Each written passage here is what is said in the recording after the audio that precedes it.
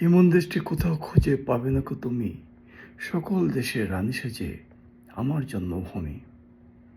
সত্যি অর্থে আপনার জন্মভূমি সকল দেশের রানী। তাহলে রাজাদের কথা একটু বলি, শুনেন।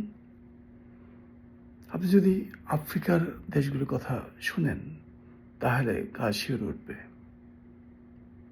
তারা কোথায় আছে, তাদের জীবন কীরকম, তাদের অর্থনীতি কীরকম, তাদের কালচার কীরকম, তাদের শিল্প সংস্কৃতি কীরকম।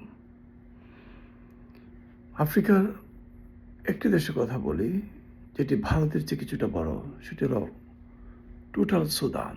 এটি এখন দক্ষিণ সুদান হিসেবে কিছুটা ভাগ হয়েছে, কিন্তু মূল সুদান ভারতের চেয়ে কিছুটা বড়। সুদানের পাশের দেশ উগান্ডা, কেনিয়া, ইথিওপিয়া, কঙ্গো।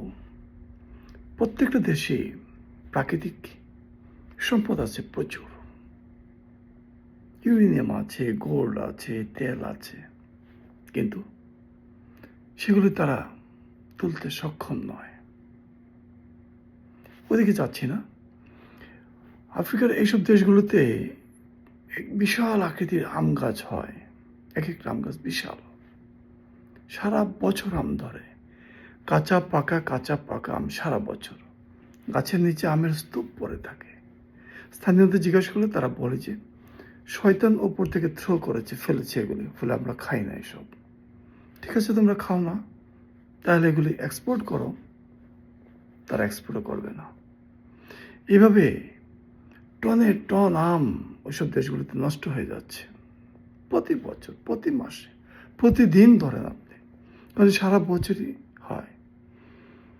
ওইসব বড় যে সমস্যা, প্রাকৃতিক ডিজিজ, ম্যালেরিয়া আক্রান্ত হলে, ছোট্ট মশা কামড়ে দিলে ম্যালেরিয়া আক্রান্ত হলে চোখ রক্তে ভরে যাবে, অন্ধ হয়ে যাবে, কিছু দেখতে পাবে না, নাক দিয়ে রক্ত পড়বে। সে ভয়ানক অবস্থা। তখন তাকে কুইনাইন খাইতে দিতে হয়। কুইনাইন খাওয়ানোর পরে সে কাঠির মতো শুকিয়ে যায়, জীবন মৃত্যুর সন্ধিক্ষণে চলে যায় ম্যালেরিয়ার কারণে। লেসা ফিভার ভয়ানক জিনিস। ইঁদুর থেকে একটু জ্বর হয় ইঁদুর কামড় দিলে। সেই ইঁদুরের কামড়ে জ্বর হলে অল্প কয়েকদিনের মধ্যেই সেই মানুষটি মারা যায়। তখন তাকে গর্ত করে ঠেলে পুঁতে ফেলতে হয়, নাহলে তার মধ্য থেকে আবার আরেকজন আক্রান্ত হওয়ার একটা আশঙ্কা থাকে। আরো শুনবেন আফ্রিকার কথা, রাজাদের কথা। আফ্রিকার এইডস আক্রান্তদের সংখ্যা অসংখ্য। তারা জন্মগ্রহণই করে HIV ভাইরাস নিয়ে। HIV ভাইরাস থেকে এইডস আক্রান্ত হওয়া পর্যন্ত 15 থেকে 18 বছরের একটি সময়। এই সময়টুকু তারা জীবনযাপন করে।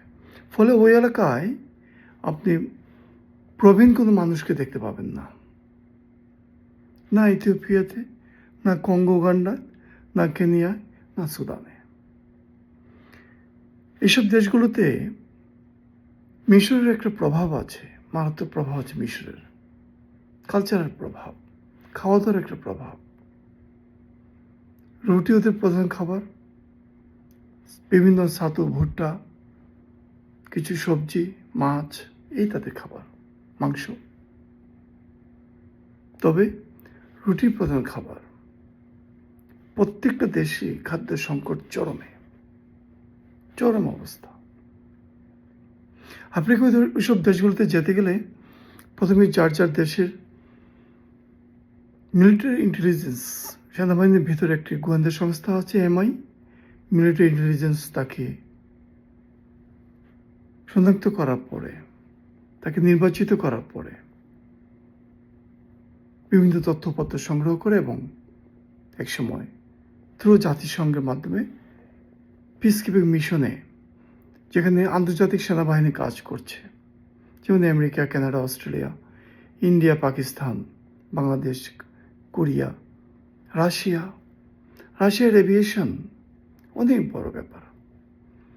Russia helicopter, Russian pilot, Russian co pilot, তারাই মূলত এভিয়েশন সেক্টরগুলি দেখে থাকে। এর কোনো বিকল্প নেই। রাশিয়ান পাইলটদের একচ্ছত্র অবস্থা।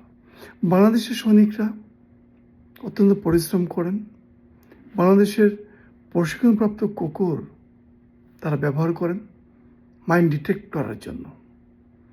এক একটা কুকুরের নির্ধারিত বেতন আছে, সেটা 30 থেকে 35,000 টাকা, যদি আমি ভুল করে না থাকি। কারণ তার চিকিৎসা, খাওয়া দাওয়া, থাকা ইত্যাদি বাবদ। বাংলাদেশের প্রশিক্ষণ প্রাপ্ত কুকুরের পিসকিপিং মিশনে সুখ্যাতি আছে, সুনাম আছে। তাহলে ওইসব দেশগুলোতে তাপমাত্রা 45°C।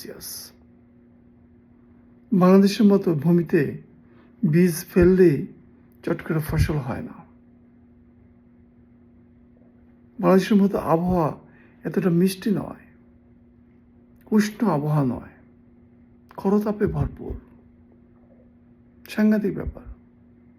আমি ডিজিজের কথা বলছিলাম, AIDS, malaria, Lhasa fever, yellow fever, অসংখ্য মারাত্মক মারাত্মক ডিজিজ হয়, যেগুলো থেকে বাঁচতে গেলে আগে থেকে অগ্রিম বিভিন্ন ভ্যাকসিন নিতে হয়।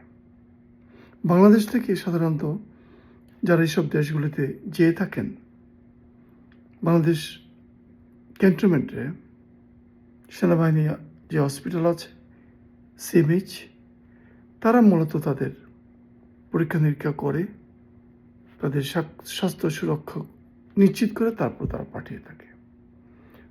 পুরো বিষয়টি মিলিটারি ইন্টেলিজেন্স এমআই এর তত্ত্বাবধানে হয়ে থাকে। সেজন্য আমি বলছি, এমন দেশটি কোথাও খুঁজে পাবে না গো তুমি, সকল দেশের রানী সেজে আমার জন্মভূমি। আফ্রিকার এই দুর্বিষ অবস্থা আপনার জন্মভূমিতে এক বিন্দু কিন্তু নেই। এক সোনার দেশে আছেন, সত্যিকার অর্থে এক শান্তির দেশে আছে, তুলনা হয় না কোথাও।